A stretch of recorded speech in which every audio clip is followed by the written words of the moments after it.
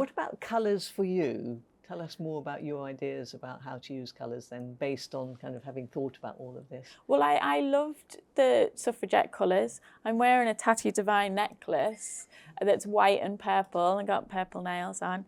No green, but we've got so many green plants. So I felt like it was a good one. It says, nevertheless, she persisted, which felt like the right necklace to wear today. But having that in mind, and because it wasn't black and red, you know, black and red, when I mean, I've been an activist my whole life, really, in lots of ways.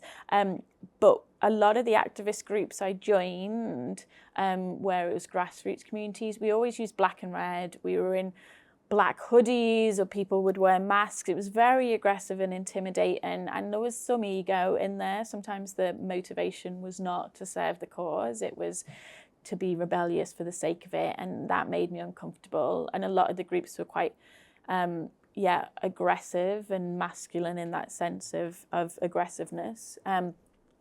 So I always came back to the imagery of the suffragettes, because it wasn't black and red, and it was that dignified look that we saw through the media.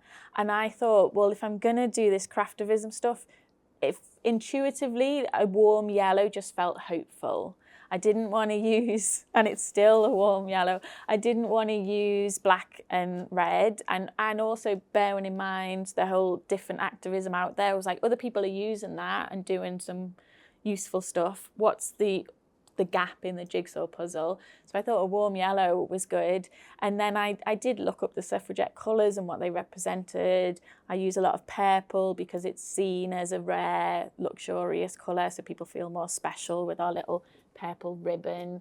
And it was very intuitive until I read more about psychology and the neuroscience behind it. And in the book, we've got a colour therapist, Momtaz, who I've known for years as well, who helped us be bolder, really.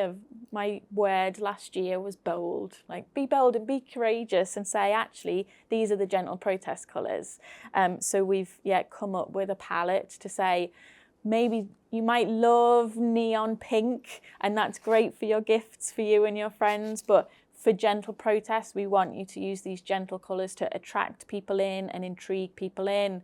And you can use the big bold reds in other areas as block colours, but we use a little flash of red, like you've got on the table here, to attract people in.